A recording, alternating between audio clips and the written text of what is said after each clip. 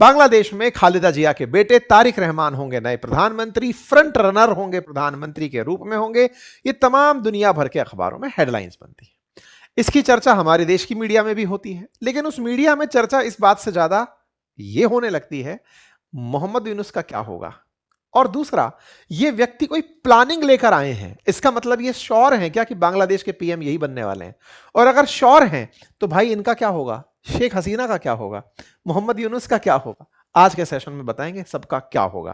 कि एक बार चीजें शांत हो जाएं, उसके बाद जब चुनाव की घोषणा हो जाएगी तब मैं आऊंगा। इतने दिन तक बांग्लादेश के कंगाली में आकर मैं क्या करूं? ये लंदन में बढ़िया एंजॉय कर रहे थे, लौट कर आते हैं, माताजी से मिलते हैं, मुलाकात होती है और इनके समर्थक इन्हें लेकर निकल पड़ते हैं। समर्थकों के साथ में रैली होती है, अत्यधिक सुरक्षा में कि कहीं इन्हें कोई गोली ना मार दे, इसलिए सब तरफ फोर्सेस तैनात हैं। बुलेट प्रूफ बस में इनको रवाना किया जाता है। आप फोर्सेस को देखकर अंदाजा लगा सकते हैं कि इन्हें कितनी सुरक्षा में ले जाया गया। इन्हें उस्मान हादी का मरना याद था, इन्हें इस तरीके से इतनी सुरक्षा में ले जाया गया। मोहम्मद यूनुस भी नहीं चाहते थे कि गलती से इनको कुछ हो गया तो इनके जो समर्थक हैं वो कहीं ना कहीं मोहम्मद यूनुस को पकड़ के ना पीटने लगे। खैर चलिए साहब आगे बढ़ते हैं। बड़ी मात्रा में इनकी जनसभा में लोग आते हैं, लाखों लोगों की संख्या बताई जाती है और यह तस्वीर निकलकर बाहर आती है जिस समय पर यह जनता को संबोधित करते हुए दिखाई देते हैं। तारिक रहमान के ट्वीट आते हैं, कहते हैं कि साहब मेरे लिए यह हिस्ट्री बनने जैसा है, इतने साल बाद मैं आया हूं और मेरे पास एक प्लान है।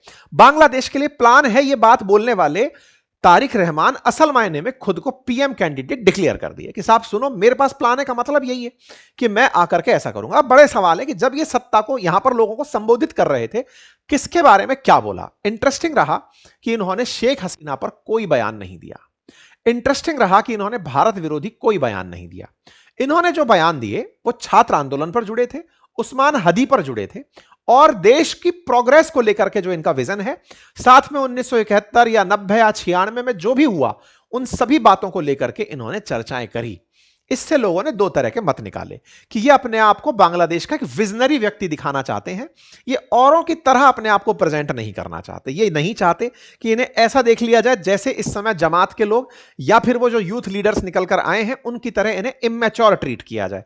इन्हें ट्रीट किया जाए कि साहब ये सत्ता चला चुके हैं, प्रिंस हैं, सत्ता जानते हैं चलाना और इनके विजन आगे तक के हैं। ठीक है साहब, इनकी बात बाहर निकल कर आती है और ये अपनी तरफ से आई है वे प्लान करके बयान दे देते हैं। मेरे पास में पूरा प्लान है कि देश को कैसे चलाना है।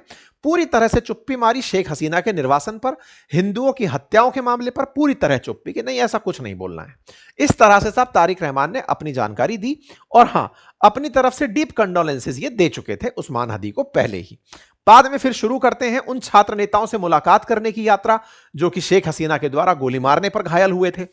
उनकी कब्र पर जाना, पिताजी की कब्र पर जाना, सावर शहीद स्मारक जाना, ये तमाम चीजें इन्होंने अपने द्वारा की। कार्यकर्ताओं से मिलना जुलना सब रहा। आए क्यों हैं अब ये जान लेते हैं। जैसा कि आप सभी जानते हैं फरवरी के दूसरे हफ्ते में बांग्लादेश के अंदर इलेक्शन हो रहे हैं। इलेक्शन है प्रधानमंत्री के लिए ही समझिए। अब प्रधानमंत्री के जब चुनाव होने जा रहे हैं तो ऐसे में कौन दावेदारी करे कि मैं प्रधानमंत्री बनूं। मुसीबत क्या है कि इस समय मोहम्मद यूनुस अपने आप को प्रधानमंत्री की फील दिला चुके हैं। जैसा मैंने आपको पहले भी बताया कि यहां कार्यकारी प्रधानमंत्री बनते आए हैं, एडवाइजर्स होते आए हैं, लेकिन एडवाइजर्स 2 से 3 महीने के हुआ करते थे। ये भाई साहब 1.5 साल खींच गए और इनके मन में नहीं है उतरने की। अब ये चाहते हैं कि इन्हें कोई ऐसा पद मिल जाए या फिर जो और छोटी मोटी पार्टियां हैं वो इन्हें कुछ स्वीकार कर लें। तो मोहम्मद यूनुस ने शेख हसीना की पार्टी आवामी लीग का तो सस्पेंशन ही कर दिया कि तुम तो चुनाव ही नहीं लड़ सकते। और बीएनपी की जो खालिदा जिया है वो बीमार पड़ी हैं।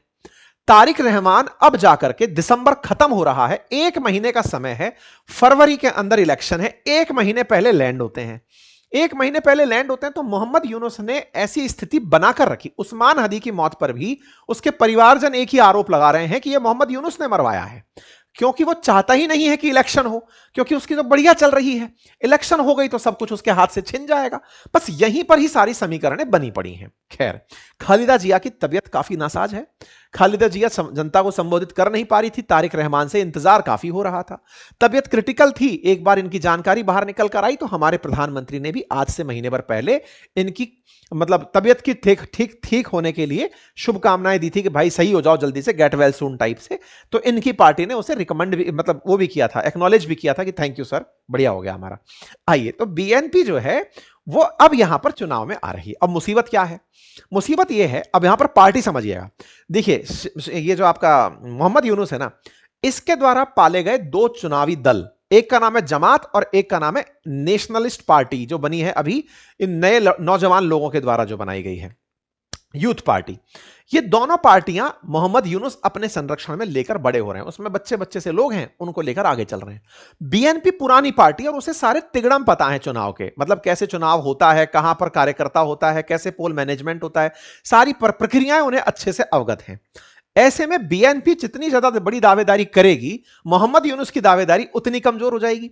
और बीएनपी के सबसे बड़े चांसेस हारने के किस बात पर बने हुए हैं कि साहब इतने दिनों बाद आए हो, शेख हसीना से पीड़ित तो हम ही लोग होते थे, आप तो 17 साल से आनंद ले रहे थे। तो इस चक्कर में थोड़ा इनके खिलाफ अपोजिशन भी है। लेकिन साहब ये आते हैं, बड़ी भीड़ को संबोधित करते हैं और अपनी तरफ से अपोजिशन के ना होने का लाभ लेते हैं, क्योंकि शेख हसीना की पार्टी अवामी लीग चुनाव में है ही नहीं। अच्छा साहब, तो यहां पर आप देख सकते हैं ये तमाम तस्वीरें जो मैंने आपको बताई, जो बोलकर मैं निकल गया, वो सारी बातें यहां पर मैंने आपको रेफरेंस के अंदर दी हैं। 2024 के अंदर ये सब बातें हुई जो मैंने आपको बताया। आपको मैं फिर से एक बार ध्यान दिला दूं, ये तस्वीरें और ये सारी बातें 1996 में जो हुआ था कि खालिदा जिया ने शेख हसीना को चुनाव के अंदर अंतरिम सरकार बनाकर नहीं दी थी, ऐसे ही 2024 में शेख हसीना ने खालिदा जिया के लिए अंतरिम सरकार नहीं बनाई थी, जिसके चलते बीएनपी ने पार्टिसिपेट ही चुनाव में नहीं किया था और शेख हसीना की पार्टी एक छत्र चुनाव जीत गई थी। भारत का सपोर्ट लगा बताया, ऐसा दुनिया ने कहा। ऐसे चलते ही जनता उनके विरोध में उतर कर आई और शेख हसीना को सरकार से उतरना पड़ा। शेख हसीना सरकार से उतरी, अब बीएनपी वापस आ रही है। तो ऐसे में शेख हसीना का प्रधानमंत्री बनने के बाद भारत आने के बीच में अगर किसी के लिए सबसे सही हुआ है तो वो बीएनपी के लिए हुआ है। खालिदा जिया भले ही सत्ता में ना हो, लेकिन तारिक उर रहमान जो आ रहे हैं, इनके लिए अब ग्राउंड पूरी तरह तैयार है। अब कितनी पार्टियां चुनाव में हैं? 3 पार्टी फिलहाल के लिए। जमात ए इस्लामी, जो कि शेख हसीना ने बैन कर रखी थी, कट्टरवादी पार्टी, यही वो एंटी हिंदू सारे काम करती है, एंटी इंडिया कैंपेन यही चलाती है, पाकिस्तान प्रेमी पार्टी है ये। इसके ऊपर से मोहम्मद यूनुस ने बैन हटा दिया। तो एक तो ये पार्टी, दूसरा ये जो नेशनल सिटीजन पार्टी है, जो ये यूथ लीडर्स ने बनाई है, जो छात्र आंदोलन के लीडर्स थे, यूनिवर्सिटी के छात्र, उनकी पार्टी, और तीसरी पार्टी है बीएनपी। तो 3 पार्टी मेजर है। इनमें से 2 पार्टियों में से ये जो जमात है ना, ये जब शेख हसीना सत्ता में नहीं होती या खालिदा जिया जब सत्ता में होती है तो उनके ऊपर से बैन हटा देती हैं और ये बीएनपी के साथ चले जाया करते थे। लेकिन चूंकि बीएनपी का ग्राउंड थोड़ा कमजोर हुआ है तो ये नेशनल सिटीजन पार्टी के साथ में चुनाव लड़ रहे हैं, यानी कि ये दोनों लोग मिलकर के बड़ी दावेदारी पेश कर रहे हैं। तो तारिक उर रहमान के आने वाले समय में इनको कंपटीशन दे पाएंगे किनको? जो चुनाव की तैयारी में पहले ही आगे निकल चुके हैं। ये एनसीपी के नेता हैं, ये सारे के सारे सड़कों पर दिखाई दे रहे हैं, बढ़िया नामांकन कर रहे हैं, जनता को मोटिवेट कर रहे हैं चुनाव के लिए। ये सारे के सारे यूथ लीडर्स निकले हुए हैं। उधर की तरफ जमात भी पूरी तैयारी में निकली हुई है कि चलो चुनाव लड़ेंगे। तो तारिक उर रहमान के लिए बांग्लादेश में चुनाव लड़ना ऐसे समय पर जब यूथ ने अपनी तरफ से मोर्चा पकड़ा हुआ है और मोहम्मद यूनुस का सपोर्ट उनके साथ है, थोड़ा मुश्किल जरूर हो सकता है। लेकिन मोहम्मद यूनुस को चुनाव को फ्री एंड फेयर दिखाने के लिए इन्हें अब लेवल प्लेइंग फील्ड देना पड़ेगा। जब अवामी लीग सत्ता में नहीं है तो बीएनपी को लड़ने के लिए पूरा मौका देना पड़ेगा। अब सवाल यह है कि ठीक है, चुनाव में जो भी होगा देखा जाएगा, लेकिन साहब यह व्यक्ति अगर चुनाव जीतकर आता है तो भारत पर क्या असर पड़ेगा? तो देखो साहब, भारत के बारे में मैं पहले ही बता दूं, शेख हसीना का भारत ने जो समर्थन किया 2024 के इलेक्शन में, जब बिना अंतरिम सरकार के, बिना बीएनपी के शेख हसीना चुनाव करा गई और बहुमत से जीत गई, उस समय पर बीएनपी ने भारत के विरोध में प्रोटेस्ट किया था। इतना प्रोटेस्ट कि भारत की साड़ियां जलाओ, बायकॉट करो इंडियन प्रोडक्ट्स को। और पुराने तरीके से अगर देखा जाए तो खालिदा जिया चाइना प्रेमी ज्यादा रही हैं। हालांकि पाकिस्तान प्रेम इनके बीच में नहीं है, ये ना दिल्ली ना पिंडी, ओनली बांग्लादेश, उस फील्ड में ज्यादा मानने वाली है। तो ये पाकिस्तान के प्रति इतना प्रेम ना दिखाकर चाइना के प्रति प्रेम और झुकाव दिखाती रही हैं। इसलिए खालिदा जिया से भारत को कोई टेंशन नहीं रही कभी कि भारत के खिलाफ बांग्लादेश में कोई मोमेंट चल रहा है, ऐसा नहीं हुआ। लेकिन अगर मोहम्मद यूनुस आते हैं तो मोहम्मद यूनुस जमात और एनसीपी के छात्रों के साथ मिलकर के पाकिस्तान से गठजोड़ कर लेंगे तो एक तीसरा समीकरण बन जाएगा। ठीक है, तो इस समय बांग्लादेश में बड़ी स्थिति गंभीर हो रखी है। बीएनपी चाइना से ज्यादा फेवर पसंद करती है, पाकिस्तान से नहीं। और यही कारण है कि बीएनपी मोहम्मद यूनुस के खिलाफ है। बीएनपी प्रधानमंत्री मोदी को हाल ही में थैंक यू बोली थी जब भारत ने इनकी तबीयत सही होने के लिए मैसेज किया था। शेख हसीना के खिलाफ ये रही है क्योंकि पॉलिटिकल राइवलरी है, लेकिन ये मोहम्मद यूनुस के खिलाफ है, ये बात आपको समझ में आनी चाहिए। चीफ एडवाइजर जो इस समय लोगों को वोट देने के लिए मोटिवेट कर रहे हैं, उन वोट देने के लिए मोटिवेट करने में लगे मोहम्मद यूनुस को तारिक पसंद नहीं करते। तारिक रहमान उनकी विदेश नीति की तीखी आलोचना करते हैं और एक ही लाइन बोलते हैं, ना दिल्ली ना पिंडी, बांग्लादेश सबसे पहले। यही उनका सबसे बड़ा मोटिवेशन है। इसका मतलब मोहम्मद यूनुस को क्रिटिसाइज करने के चलते इन्हें इनका फेवर वाला आदमी नहीं माना जा सकता। इसीलिए हमने आज के टाइटल में यह कहा है कि इनका नुकसान हो रहा है, ठीक है ना। इनका नुकसान और हमारे लिए इनका नुकसान, मतलब पाकिस्तान से जो इन्होंने प्रेम बढ़ाया है उसके साथ में भारत को भी टसल है। तारिक रहमान आते हैं तो भारत ने पहले भी खालिदा जिया की सत्ता देखी है तो वो फिर से देख सकता है, लेकिन ये यदि आते हैं तो एक्सट्रीमिज्म पनपेगा बांग्लादेश के अंदर, काफी ज्यादा पाकिस्तान प्रेम पनपेगा, कट्टरवाद पनपेगा, भारत के लिए दिक्कतें खड़ी होंगी। लेकिन अगर तारिक रहमान आते हैं, भले ही वो खालिदा जिया शेख हसीना के खिलाफ हो, लेकिन ये इनके मोहम्मद यूनुस के भी खिलाफ हैं, ऐसे में भारत के लिए एक लेवल प्लेइंग पार्टनर पड़ोस में रहेगा, यानी कि ऐसा देश पास में रहेगा जिसके साथ वैचारिक मतभेद हो सकता है लेकिन द्वेष नहीं होगा।